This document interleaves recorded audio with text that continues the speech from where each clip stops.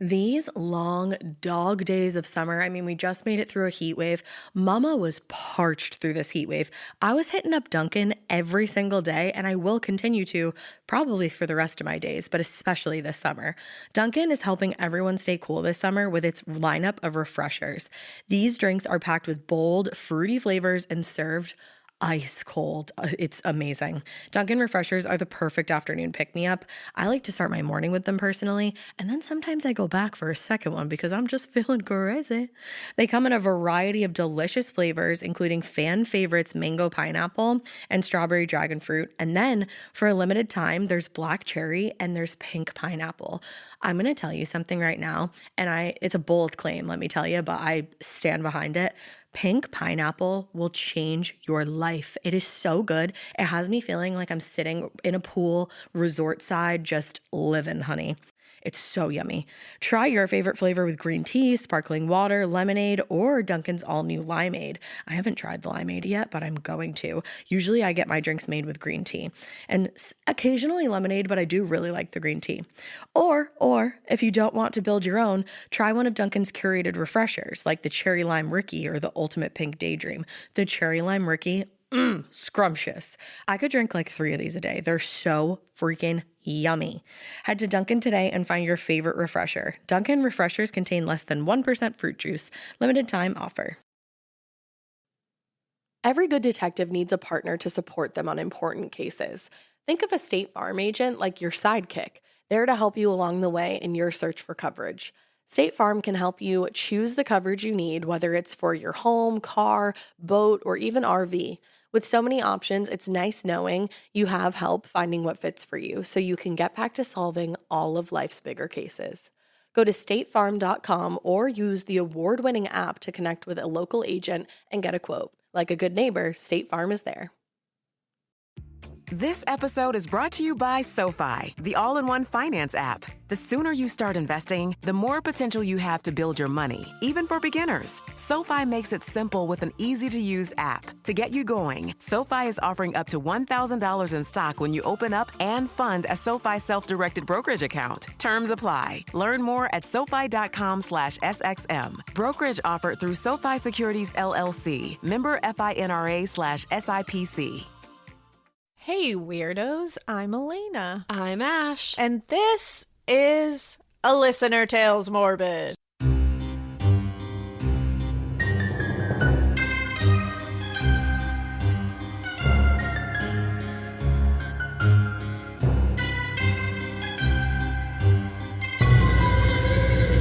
Yeah, it is, because October deserved 2 listener tales. And because this week is Halloween, and we have 3 live virtual shows this week, so it has been bonkers. And we went live on Instagram twice. And we had Crime Countdown recordings twice. And you had to record for Scream. Yeah, it's been a real experience. It's been a blast because we've gotten to do so much, but It's been so much. it's a lot. I tweeted the other day, as crazy as this week has been and how little sleep both of us are running off of, I'm going to be really sad when it's over. I know, because it's been such like a crazy whirlwind. I know. Normally, to be honest, we probably should have taken this week off from like recording regularly. Seriously. Because we can't even begin to explain to you how much work it's been. But we did not. And you know what? Here we are. Here we are. And we decided that we're going to do one Listener Tales episode, which is this one. Yep. And then the other one that's going to be released on Saturday on Halloween. Tomorrow. Is going to be an actual case. And it's an Ash-centric case. And it's a really good one from Australia. We got an Australian Australia. serial killer up in here. So, yeah. So you're getting your 2 episodes. But, you know, one of them's a Listener Tales because it's just that kind of week. But you know what? Be that week. We found good Listener Tales. Yeah, we did. So we're making it worth your while. And we're going to read like more than we usually do. Yeah, we're just going to go crazy. Because we love it's you. All Hallows Eve. It is. It's All Hallows Eve. It's Samhain. So blessed be and all that. All right. So You starting? So, yeah, I'm going to start with mine. Oh, And let's do this. oh. So my first one is called The horrific murder that happened in my hometown. A listener tale. Wow. Yeah. Okay. So, well, hello, you wonderful weirdos. Hello. I've decided to write to you again with a different story from my weird hometown. Except this time you can use my name. So hi, I'm Trisha, pronounced like Patricia, but without the puh. LOL. That was Patricia. I'm 18 and I work a full-time job from 6 a.m. to 4:30 p.m. And your podcast is the only reason I haven't thrown my shoe at some of the old men I work with. But moving on to the story. For clarification, my hometown of Waynesville, Ohio is technically a village with not that many people in it. We really don't make the news no matter what, and this story did not reach a national level. So that's interesting. Huh. So the first story I have is the story of 18-year-old Justin Back. Austin Gregory Myers and Timothy E. Mosley were convicted of murdering Justin in his own home. Oh my God. The real reason for the murder is unknown, but it's claimed to be a safe that was kept in his family's home. Justin had graduated in 2013 from Waynesville High School and was a few weeks away from entering the Navy. Justin and Austin had both attended Waynesville Middle School and were best friends. According to Timothy Mosley, Austin had asked Timothy if he wanted to make some money, and of course, like any other teenager, he was interested. They both discussed if they wanted to rob a local drug dealer or Justin's stepfather, whose name I will leave out. I love that it's just like, how should we make money? Work? Nah. Let's just rob people. Who should Right? we rob? Our friend? Or a local drug dealer? It's like both of those seem like really bad options. Like, because everyone is a bad option to rob. Yeah. Like, maybe, I don't know, rethink your lives. Maybe just like try to get a job. Rethink them. Try to make an Etsy shop. I don't know, do some babysitting. I Try. don't know. Just try. Just try. Just give it a shot. Austin knew that Justin's stepfather had a safe that held money and a gun in the home, which he believed to be up to $20,000. Myers and Mosley drove to the family home planning on robbing the safe, but upon arriving, they realized Justin was home and decided against it. Remember, Justin is their friend. Yeah, literally. Like, what the fuck? Who's about to leave for the Navy. Yeah, they then left and talked about how they could get the money. Myers came up with the idea to strangle Justin with a wire. What the And then fuck? make the crime scene look like Justin stole the safe, then ran away from home. What? What the fuck? Trigger warning, it says. Oh. On the morning of January 28th, 2014, Myers and Mosley purchased septic enzymes, ammonia, septic tank cleaner, and rubber gloves. I am What? real scared to see what they're going to do The with all this. fuck? They then drove to Justin's family home around 1 p.m. The plan was for Myers to distract Justin while Mosley strangled him. Mosley armed himself with a wire and a 6-inch pocket knife. Myers knocked on the door and Justin let them both in as he knew both of them. Yeah. They talked for a while and then Justin went to the kitchen. Mosley saw this opportunity and attacked Justin from behind and attempted to strangle him, while Myers held Justin from the front. Justin fought against them, and there was a struggle causing all three men to fall to the floor. Myers then realized the wire was wrapped around Justin's chin instead of his neck. Wow. Mosley, in an act of panic, pulled out his pocket knife and stabbed Justin from behind. Oh my God. His friend. Justin was stabbed a total of 21 times, which resulted in his death. You know what this sounds like? Remember the Sarah Stern case that I Yes, covered where it her friend, I does. think his name was Liam. And he wanted to get her money. Yeah. Yeah, and that's it. They were friends forever, and he was like, well, I want her money. Yep. So after they left the house, they began to become paranoid about being followed and discussed where they wanted to dispose of the body. They decided to put Justin behind a log in a field in a different county.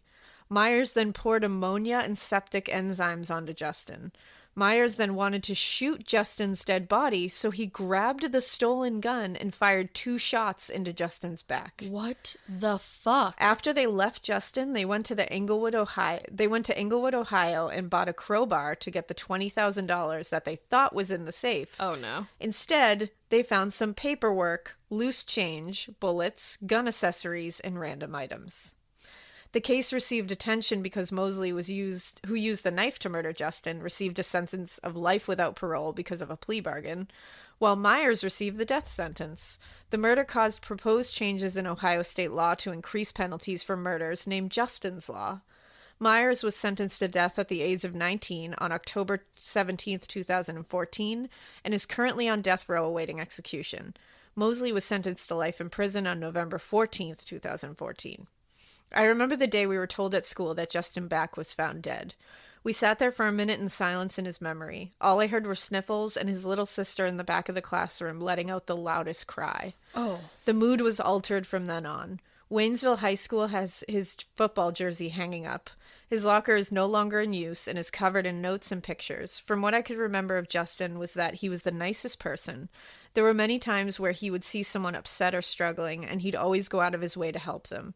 He was always smiling and was never not laughing. He also graduated from Warren County Career Center as a firefighter and worked at Hamilton Township as one too. He made it his job to help as many people as he could. To this day, on January 28th of every year, we hold a moment of silence in his memory at school. And she included a picture, and he's so handsome. And he has one of those faces where you can tell he was just a genuinely nice person. He has kind eyes. He does. He really does. She also included a link, which we'll post in the show notes. This is a link to the only apology the family of Justin had back received. Fast forward to 40 seconds if you'd like to play the sound on the podcast. The family is accepting donations that go towards a scholarship in his name and towards helping military families and other murder victims' families. You can email them about donations at jbbahero, so JB, be a hero, at gmail.com. And finally, I'd like to end this story with one of Justin's favorite sayings, and remember to always be a hero. Oh! Thank you for reading, and go hug your family and friends, because you never know when the last time will be. I apologize for the length of this story. It just needed to be told. It Trisha. It did. Trisha, you just you pulled at my heartstrings. Yeah, you set me up with all the feels. And you know what? We'll play that apology really quick now because she included it. So, here it is. This is from Timothy Mosley. I keep asking myself the past 9.5 months why I did it, and I just can't give you that answer right now. I hope someday that I will be able to give you that answer, and there's not a day or night that goes by that it doesn't haunt me of what I did, and there's absolutely no excuse, and I just want you guys to know that I really am sorry. You're right, Timothy. There's no excuse. I'm glad you will be haunted. I was going to say, and, I don't care that it haunts you every night. fuck it right should. off. Right. So, there you go. Cool. Wowzer. Oh, that was really sad. I know that, really gave you the ugh. It did. The uhs, if you will. Well, always remember to be a hero. I love that. I know, I love that. Oh, And we'll include that email address and all the information. in so. the show notes yeah. for sure. Okay, mine listener tale, because I don't like to talk correctly during listener tales. Mine listener tale is that one time I was almost murdered. That one time. That one time. So first off, I just want to say that you guys are amazing, and listening to you throughout my days has made things so much easier and has brought me out of this weird funk I was finding myself in.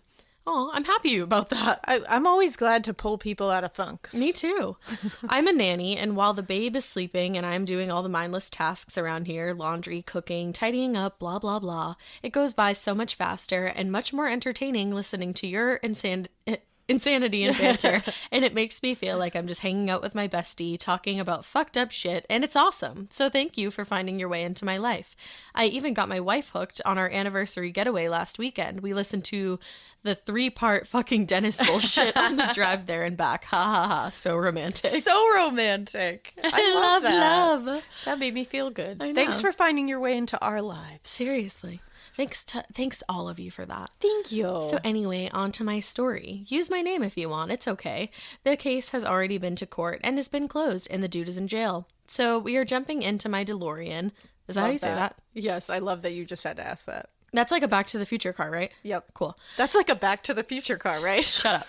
And going back all the way to the year 2000. I said I've been... Oh, wait, that's 3000. Never mind. 17-year-old me and my two friends, Beth and Mary. I did go ahead and change their names because I don't talk to them anymore, and I don't know if they would want their names to be out there with this. All right, Beth and Mary. Beth and Mary it is. Well, they were driving around the back roads of Lebanon, Ohio around 10 o'clock at night, jamming out to System of a Dawn, Tori Amos. Oh my God, System of a Down, Ash. What is happening? Oh, I don't know. System of a Down. You're so young. I know. Can't. I know Tori Amos. Tori Amos. System of a Dawn. Nin. Oh my God, 9 Inch Nails. What the fuck? I gotta get out of here. I didn't didn't know that you could abbreviate I it. gotta get an old person. Nin. Give me an old person. Okay, if she had said 9 Inch Nails, I know who that is. Nin. Nin. David Bowie? I'm just kidding. David Bowie. Annie DeFranco? Yes. Okay. Thanks a lot for this, Carrie. Oh, man. So they were listening to a lot of old people. We may or may not have been smoking a bit of Mary Jane. See, now you're talking my language as well. Ha ha ha. We literally had no destination, just driving around until 12 a.m. curfew at my house as the girls were sleeping over at my house that night. And we wanted to stop at Dunkin' Donuts for some blueberry donut holes. The best. Before we headed back too. So we were in my car and I had been doing the driving. And at the time, Beth and I were dating, but Mary had been in the front seat with me all night. We decided to switch around seats. Beth was going to drive and I was going to ride shotgun, and Mary was going to be in the back seat. So along this very, very dark, isolated road, we were looking for a decently safe place to pull over and do the exchange. I finally saw a little pull-off and a street lamp, so I pulled over along this very... So I pulled over. We all got out of the car, and as soon as we were all walking to our new seats, we heard a male... Oh, fuck that. Fuck a male voice. We heard a male voice yell, "Help me! Please, someone help me!" Ooh. No. No. I won't. Us being stoned, dumb teenagers jumped back in the car and drove off as fast as we could. Good. We discussed, That's smart. Should we go back? No. Should we check on him? No. This is me answering you. But the issue was, and... Maybe call someone. I Yeah, don't know. definitely call someone. But the issue was, and the problem, we all felt what we heard was the male voice sounded so calm, sounded Ooh. so monotone, so very much not in need of help. Oh. Gross. Hate that. Sounded more like a trap to get 3 teenage girls to come over down to the ditch. You are right. I'm glad that you didn't. We were totally freaked out, chilled to the bone, scared shitless. We drove back to my house in complete silence. I was just going to say, I hope you stopped to get your blueberry donuts, but you literally told me never even stopped for our blueberry donut holes. That makes me sad. I'm disappointed in you little stoners. Also, on the way to our virtual live show today, we're getting blueberry donut holes. Fuck yeah. I want you to know that. No. We're not getting blueberry donut holes. We're getting blueberry donuts. Good. Fuck the world. Good. Fuck the world. We went to sleep and woke up the next morning and got some coffee and I hope some fucking donut holes. And we went and joined my mom in the living room where she was watching the news. Big story of the morning. A car fire on the road we were on the night before, but not just a car fire with a body inside. Oh. We freaked out. Was it the man who was calling out for help? Could we have saved him? We told my mom everything that happened and she had us call the police. After what felt like hours and hours of questioning and days of waiting for any kind of answers, it turned out that no, it wasn't a man in that burnt car. It was a young woman. She was shot, too burned to tell what else happened to her. They put the time of the car fire to have started around 10:45 p.m., 45 minutes after we sped off. Holy shit. So it was totally the killer. Yup, 100%. 100%. Also, who does that to somebody who does that to so somebody fucked ever? up. But especially at random? Oh, and he was literally trying to lure them down the ditch. Right. Holy shit. Ugh. Our gut instinct was right. We were being lured over there to a ditch, most likely to our death, and our instincts told us something wasn't right, and we left. Good for you. And I believe this to be the day that it saved our lives. They were eventually able to find the guy, thank God. We had to give our testimony in court, something about putting him there earlier than he says, squashing his alibi. So that's my fucked up story about how I was almost a murder victim. Wow. I would like to think, though, if things had not worked out in our favor, you all would have done an episode on me. Haha, what? Too weird? Love you both. Keep it weird. Carrie, I won't say your last name. Honestly, never too weird. Never too weird. Never too weird, but I'm real glad that we're doing a listener tales episode from your point of view and not a tale about you. Me too, and I'm also so glad that you reminded me about blueberry donuts. Wow. You know blueberry coffee is a thing too. Yeah, it is. It's a little too sweet sure for me. is. Hey, it's Ryan Reynolds here from Mint Mobile. Now, I was looking for fun ways to tell you that Mint's offer of unlimited premium wireless for $15 a month is back. So I thought it would be fun if we made $15 bills. But it turns out that's very illegal. So there goes my big idea for the commercial. Give it a try at mintmobile.com/switch. Upfront payment of $45 for 3 months, $90 for 6 months, or $180 for 12-month plan required. $15 per month equivalent. Taxes and fees extra. Initial plan term only. Greater than 50 gigabytes may slow when network is busy. See terms. All right, let's see what the next one we're going to get is. It starts off with Yo Fam, and I feel like I love that. with Yo Fam. So this one is called a plague doctor and his cursed right foot. Cursed? His cursed right foot. The cursed right foot. Nin and cursed. Nin. Brought to you That's by my Nin. favorite. You're going to tell John that as soon as we go downstairs. 100%. You will live with that till the day you die. Among many others. So it says, yo fam, heart emoji. No, not heart emoji. Old school heart with the fucking less than sign and then the 3. You know what? I'm going to go ahead and say that Ash is really shaming us olds here. Because I call that an emoji. They didn't that's even what an emoticon. Yeah, it's an if you will. emoticon. They didn't even do the like alt 3. No, and you know what? I appreciate that. So thank you, fellow old. I do too. So here I am, just having finished the Dybbuk box thingy episode whilst yeeting garbage into the void of a compactor that is my livelihood. And I think to myself, yeah, I've died a few times. Let's send my life summary to podcast weirdos who can get a chuckle from a fellow basement goblin. I'm obsessed with you. I love you. Oh, but before I delve into the what the fuck that is Coinkydinks, feel free to use my name and stuff and butcher whatevs is written here for your own means. I probably will, Alrighty. because you write really fun. Okay, so the title header, that's a thing, right? Well, long story short, I became a Renaissance fair enthusiast, over the course of my youth and fell head over heels for the Plague Doctor aesthetic. Same. Not with the Ren Fair stuff, like, do you? I was going to But say, the why are you Plague lying to Doctor? everyone right The now? Plague Doctor aesthetic? I would live as a Plague Doctor if I could. Yeah, I have a mask in my living room. I find that disturbing. It's amazing. It's wild. So, dank basements of stone, buying cursed paintings from antique shops, and hoarding all the books, bottles, and knowledge I could get my grubby little crafter's claws on related to the spoopy arts. Ironically, I had just finished my first Plague Doctor getup as of October 2009. Then Corona hit. And yes, all of my outings were in garb. I think my favorite reaction was a child running around a corner in Walmart and noped the fudge right out of there, only to be egged on by siblings to go say hi to the spooky bird man. The parents were busting a gut, and I loved it. At one point, several friends attended a protest, and I decided to load up on wipes and candy to hand out as the Hufflepuff mom friend. This is the way.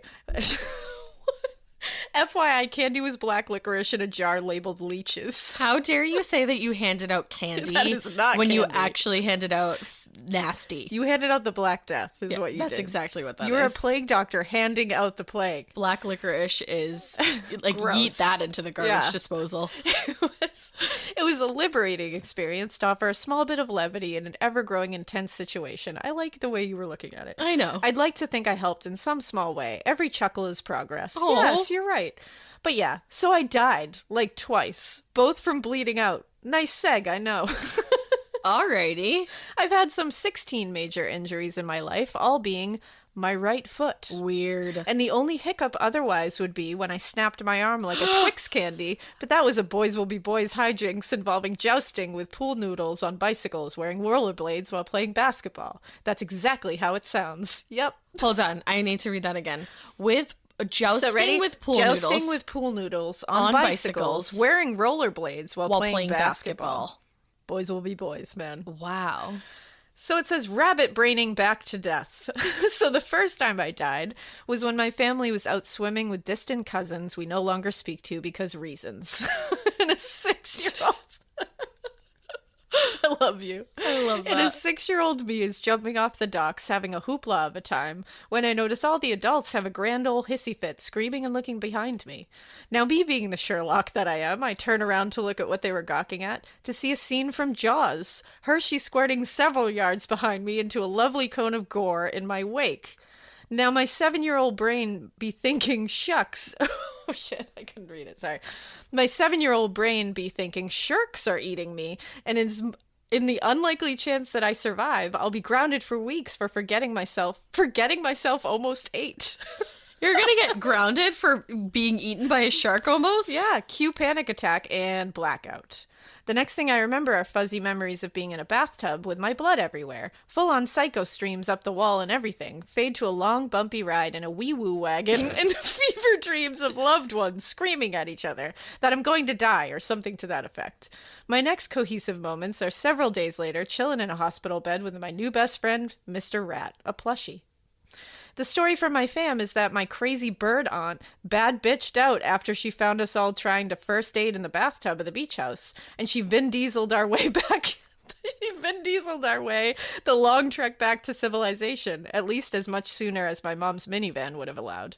The scary part of this is that we were hours away from any town with more than a Paul Blart-esque medical facility that could hardly handle boo-boos, let alone geyser foot and soccer aunts rage. So were you bit by a shark? That's what I'm trying to figure out. Like, what? Something happened. That, and there was a 10-mile stretch of construction, because of course there was. Luckily, my aunt knows of the secret lane and spat dust down the shoulder, resembling the flood scene from Ponyo. But were you eaten by a shark? Do you have your legs still? I have questions that need answers. After a short-lived coppa chase, she pulled over, leaped out, and yelled something about a child bleeding to death while covered in blood, and then glared them into becoming her escort and got us to the hospital in time. Mostly, I would say, but did I die? Except I did. Womp womp. What? I love it. What happened? So you technically died. Yeah, it sounds like there was an actual shark. Was there? Well, it sounds like it's just something happened to your foot. I don't know, something happened. So let's see. Fast forward a decade and 3 years of being a squire for a local Renaissance equestrian guild. I am a goat-faced man-child that thinks my 4 shaggy hairs are cool, smell like the goat I resemble, and have just been elected as king of the fairies due to being the sole male that entered the contest. What the fuck is your life? I love it. I mean that in like the best way. Like, great. I love it. It's great. You are awesome. Shallow victory, but my ego will take it with pride. Good for you. I would too. I am thereby gifted with a basket of gift from this fairy blossom reward ceremony for the royalty. This event was fantasy themed. Highly recommend. And in said basket was an assortment of fruits, coupons for various vendors, honeys, and a freaking knife. But that'll come back into the story later. I love like nicely made honey. And then he just said, okay, it's later. So the fair wrapped up. My knight lost his joust, but won the sword fights, and the merchants and fairgoers were all leaving just myself, the equestrian manager, and the other squires in the middle of an empty field, waiting for word if we were meeting the rest of the gang to go see Mad Max Fury Road in theaters, or hitting a Cracker Barrel for dinner first. You know, Ren Fair things.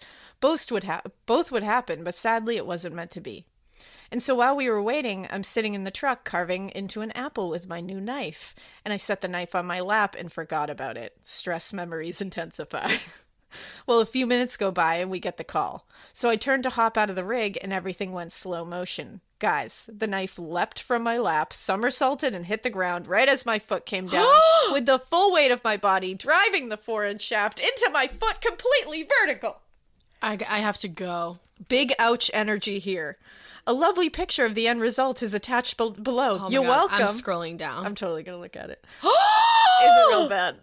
Oh, I haven't that's looked. foul. That is absolutely motherfucking foul. Oh, fuck. Can we post? I feel like this person would not care if we No, posted I feel this like at you all. wouldn't care. I really feel like you wouldn't care. We're Woo. posting. That's literally We'll just going to post it be with the a trigger thing. warning. Yeah.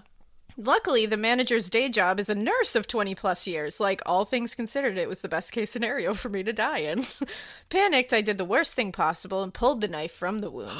Cue immediately fountain spurts, spilling with my heartbeat from the 2-inch slit in my boot. Not a good.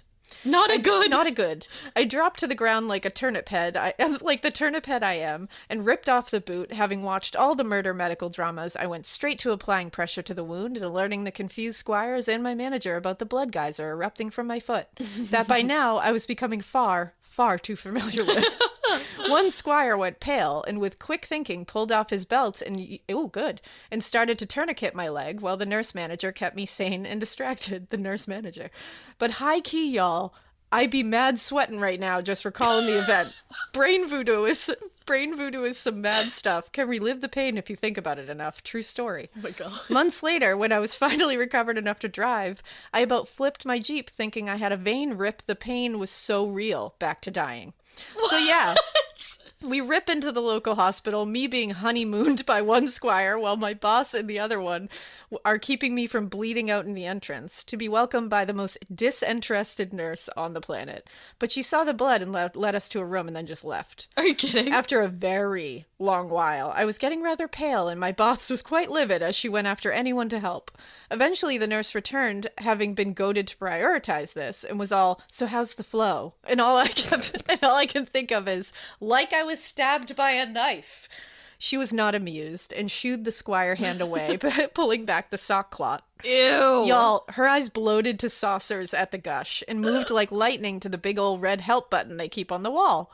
Apparently, I may have severed my artery, like in two, completely, and did a hell of a lot of other damage. Enter Phil Swift quote. And yeah, shit got intense after that, but the drugs were lit, so there's that. They ended up having to crimp off each side of the artery. You did die. Like, that is dying. What? So my body had to grow new root veins or something. Either way, the healing process was like a combination of wiggle worms under the skin and pins and needles. Oh, God. From there, I have a lot of vague memories. Asking to hold one squire's hand, crying, thinking I was going to die again. Joking with the nurses that they can take the legs so long as I don't have to pay. I wasn't joking. But the strongest memory was the cold. Now, I'm a big boy from the north, so I'm good with the cold most of the time, but this was different. It was like standing in a barren winter wood, the cold biting your flesh into alabaster silk. Beautiful. You paint with words. The kind that doesn't go away willingly. I don't know how else to describe it. When you're so cold, everything feels smooth and painful. I do know that cold. Did you? Yeah. Oh, yeah, you almost died, I did too. almost die. I don't know. Super Spooksville. 10 out of 10. Don't recommend. That's actually a really great way to say it. Needless to say, I've lived an interesting life. Yeah. Could go on for hours about fairs, pranks, and world exploration. Australia's sick, totes go. But we will keep to the spook themes. And maybe my deaths hardly count as they were only seconds, but any good story is worth over-embellishing, right? So long as it's tasteful, at least. Or tactful? But as for other injuries, they range from drop mason jars that bounce shatter shrapnel, old barnwood hidden under hay getting caught in between sandals causing the worst grouping of splinters, finding any and all needles, Legos, gopher holes that ever existed, and stubbing my toes a gazillion times a week. Minor injuries abound, but I think it's a severe lack of injuries anywhere else that makes this really weird for me. Thinking about why or how I could perceivably be cursed, maybe because my initials are MAL, but much doubt. I bet I'm missing out on a super bomb-ass story my gramps is holding out on me with. I could have demon ninja grudges for all I know. Man, what a tale I could have told.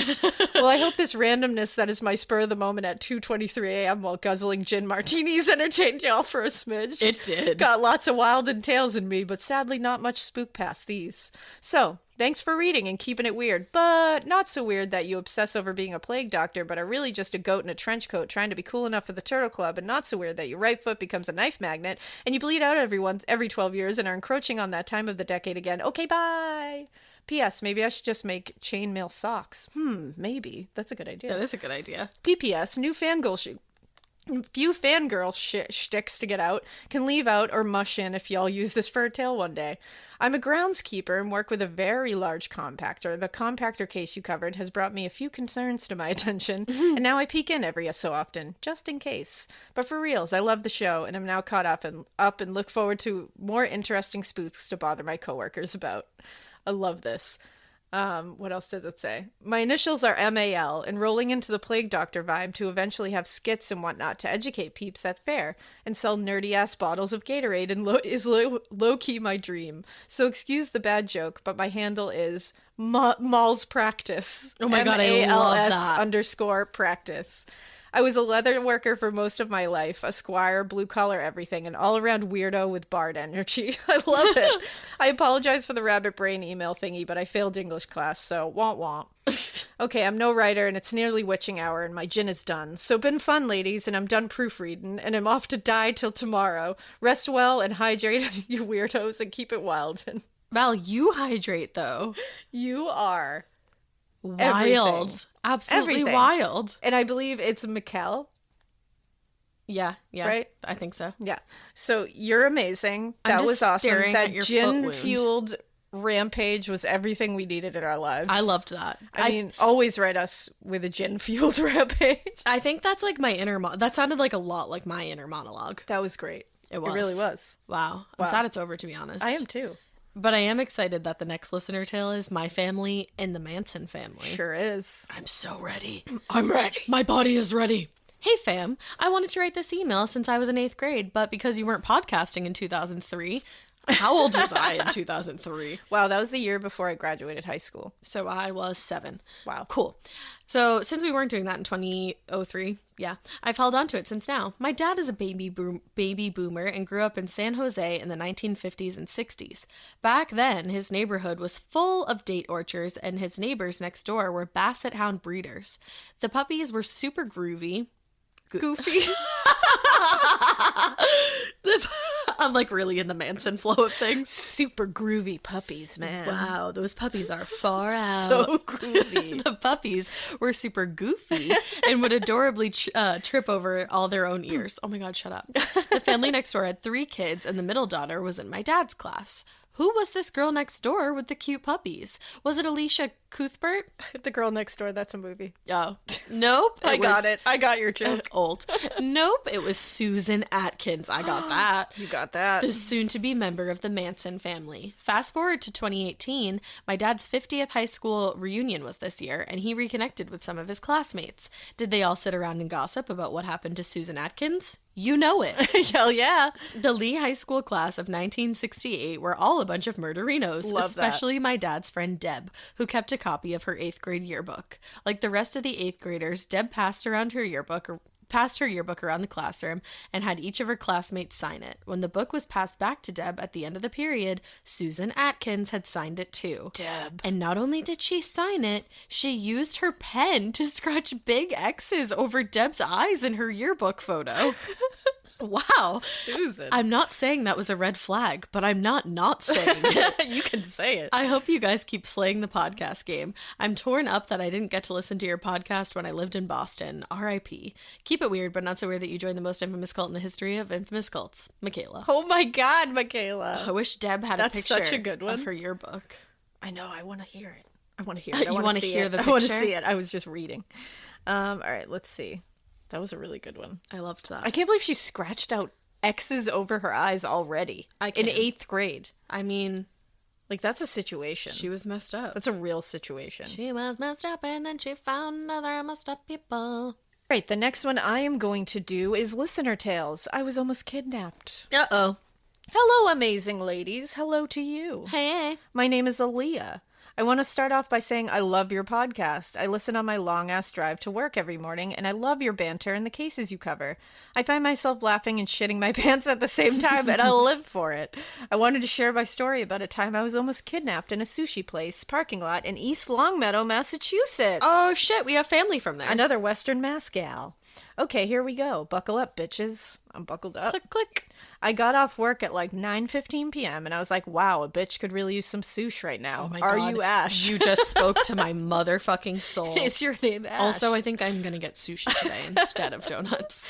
So I ordered at this place down the road and I went to go pick it up. I secured the precious package, and as I'm walking my fat ass all the way across the parking lot, I see a van turn its lights off and I hear a door close. NBD. I keep walking. I'm almost to my car and I hear a man's voice say, "Ma'am, you dropped some cash." Don't care, bye. Don't care, you can keep it. It's fine. Me being hella sus was like, "Nope, not mine. I don't ever carry cash." His response was, "I saw it fall from your purse. It has to be yours." So I was like, "Dude, nah, keep it. Merry Christmas, pal. Goodbye." You are me. He got closer to me and said, "I wouldn't feel right keeping it. Here, please take your money." And at this point, my blood is lava, and I have my keys gripped ready to throw hands. I begin to walk faster, and this dude matches my speed towards me. I immediately screamed and set my car alarm off, good for you, Hey. and ran like the fucking wind towards my car. This man ran to my car too and slammed his hands on my window, called me a skank, and told me to open my doors. Who even says the word skank anymore? Who are you? Get the fuck out of here. I ripped out of the parking lot and drove 9,000 miles home and called the police, etc., etc. A scariest moment of my entire life, and I would not be here if I hadn't gotten some real good advice on how not to be murdered from your podcast. Ash and Alaina told me, don't trust anyone, get away from me. Yes! Literally. We are here to tell you everyone Don't sucks. trust anyone, get away from me. Anyway, I love you guys. Keep doing all the good stuff you do, and obviously keep it weird. But not so weird that you walk up to random women and try to tell them they drop money even though they know they don't actually carry cash, you cock breath meanie. You cock breath meanie.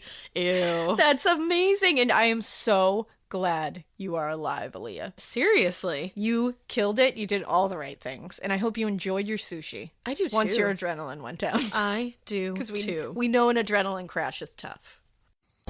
All right, my next one is called Always Use the Goddamn Motherfucking Buddy System, okay? Okay. And what good advice that is. And also, this is Hallie, and she's the funniest writer ever. I love So, that. hey weirdos, I'm Hallie, like Halle Berry. Like Harry Berry. Like Harry Berry. Like Mary Berry. Like Halle Berry. I've been binging your podcast hard for the last few months because I fucking love it. I love that you offer a variety of morbid shit and not just true crime, because I am also said to be spoopy and strange and unusual as well. So thanks for bringing all of us weirdos together. Aw, you're so sweet. I listen to listener tales and think about my freakiest moment by far in my long-ass 26 years of living, so I figured I'd shoot my shot and write in. Anyway, let's dive into the story. I must first preface this by saying that I have an awesome mama who also loves all things serial killer and spoopy, and have had a lot of paranormal experiences in life, but we will save that for another tale. With that being said, I also learned a lot about serial killers and how to protect myself, but I never thought I would need to use any of this bizarre knowledge. Oh, I hope my kids have the same kind of knowledge. I mean, they definitely will. I hope I succeed in that. They have both of us, so Yeah, that's true. They're good. I'm just gonna pat us on the back real quick. They're good. I grew up in the middle of bumfuck nowhere, Iowa, where the number of livestock literally outnumbers the number of people. That's amazing. That is incredible.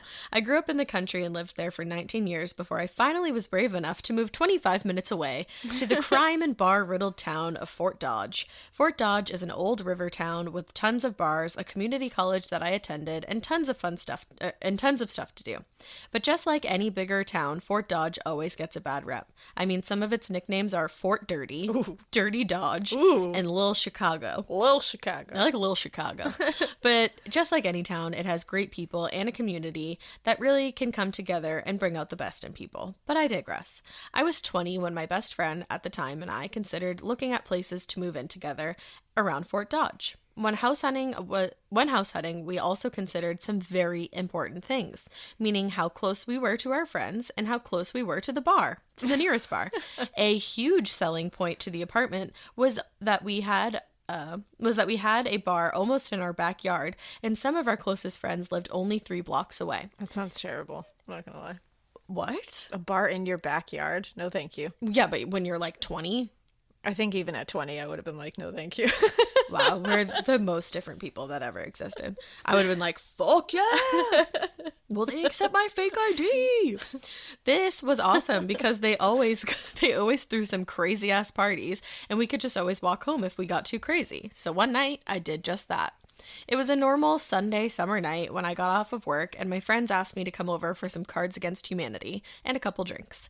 I made some bomb-ass chicken Alfredo, threw it in a bowl, grabbed my keys, phone charger, and my just-in-case I ever have to stab a motherfucker knife. Love it. And walked happily to their house where my roommate and all of my other friends were.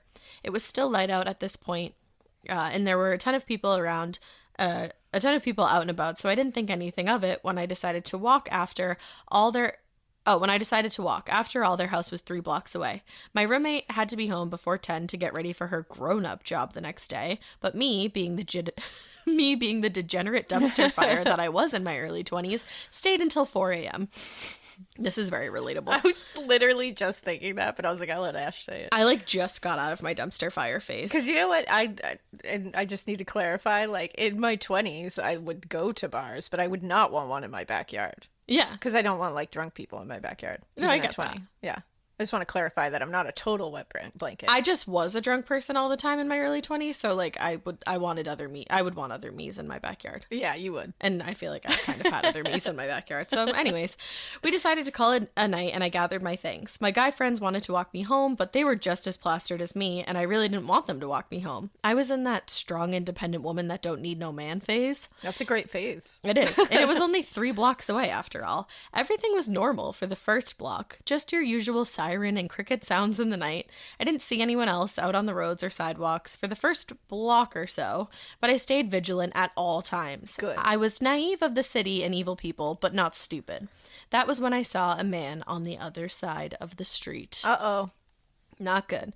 The man was on his cell phone and going the opposite direction of me, but as I said, Mama prepared me for times like this. So I took mental note of what I could make out of his face and what he was wearing. I opened my knife and I had 911 ready to call when he looked up and noticed me.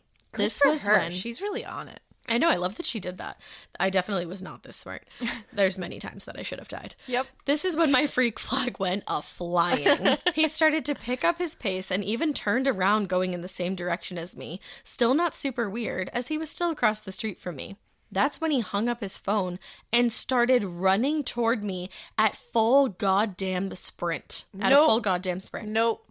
Bye. Nope. I kicked off my sandals and started to run. Good. Like I said, my mama didn't raise no she dummy. did not. And being that my dad only had us 2 girls, I knew how to fight. Yes, girl. I love this girl. I love you, Halle Berry. Your parents did so well. They did. Wow. He was running so fast that he dropped his phone in the middle of the street and had to go back for it. Wow. I was more than ready to stand my ground and stab this dude, and maybe even possibly kick him in the dick or stab him right in the eyes.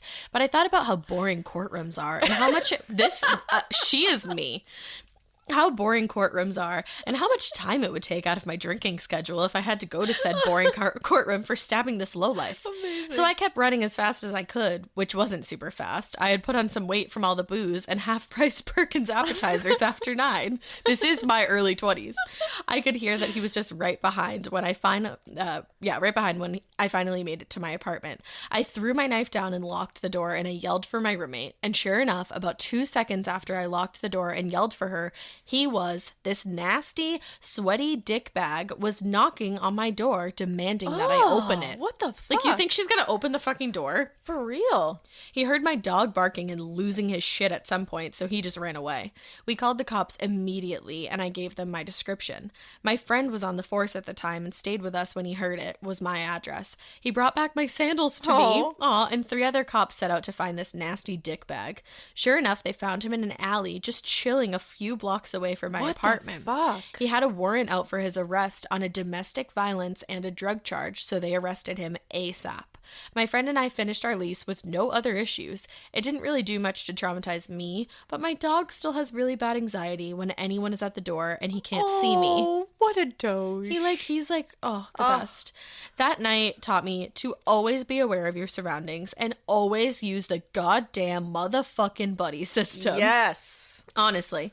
Sorry this was so long and super random at times. If you spoopy goddesses read this all the way through, thank you so much. Keep doing what you're doing. You guys literally make my day with every episode. And remember, keep it weird. But not so weird that you're a drunken, degenerate dumpster fire of a girl that stays out way too long playing Cards Against Humanity with her friends until 4 a.m. and then walks them alone because you don't need no man and then she gets chased home by a sweaty criminal dick bag. Don't keep it that weird. Bye. Oh my god, I love it. That was amazing. That was incredible. Why are you guys so fucking hilarious? That's what I need to know. You guys, the way you guys write is just perfect. And you're smart.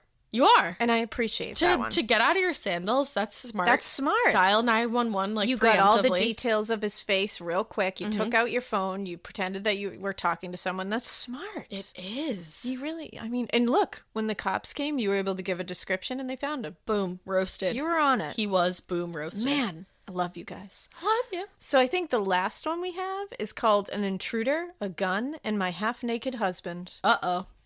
Hello, morbid mamas, babes of badassery, sisters of spook. Wow. I'm obsessed already. Wow. Thank you. I love you. My name is Courtney. Feel free to use my name. Thank you, Courtney. Thanks, Court. Before I begin, I want to be cliche, although always warranted, and profess my love for y'all. I've been listening to your podcast for about a year, and I feel like I'm just chilling with my girlfriends when a new episode drops. I love when people say That's that. the best compliment of all time. Honestly, that is the best compliment, because that's exactly how we feel. Yes. I even turned my husband into a weirdo, and he's a particularly picky podcast person. I love an alliteration. Yay. I love that. My babes, 3 and 5, yes, even bust out Ash's mini morbid intro when they know I'm listening. Oh my God, You yes. take me away from my daily mundane routine, and the way y'all tell stories, advocate for victims, and research your topics is so admired and much appreciated. You know what? This has been a long week, and that really just gave me some feels. It did. So here goes my tale of the spook in my life. I'll try my best not to ramble, but let's be real, probs won't happen. Anywho, my little fam and I live in a small Mayberry-esque town in eastern Pennsylvania, about an hour outside of Philly. I say this because where we live, there's essentially no crime, and walking down the street is like walking into Cheers. Everybody knows your damn name. So flashback to 2015, my husband was working middle shift in a warehouse, coming home between 11 and 12 each night. Ugh. I know, I break your rules, but at the time I would sleep on the couch until he would come home each night. Yeah, I'm a fucking mother hen, cluck cluck. Honestly, I do the same thing. If Annie goes somewhere at night, I wait up for her on the couch. Yeah, but I wait up. End up sleeping. So in the middle of the night, I hear my back door knob being twisted. Thought nothing of it, knowing Zach, you can use his name as well, was coming home. But for some reason, the knob just kept being jiggled, and he wasn't coming in. Our doors are old AF and often stick, so I was about to go let him in, but before I did, I quickly peered at my phone to check the time. 3 a.m. My stomach about fell out of my ass. He had to have been home already, and I slept through it. That wasn't fucking him at the back door. I quickly opened my front curtain to see if his truck was parked out front, and damn it to shit, there it was.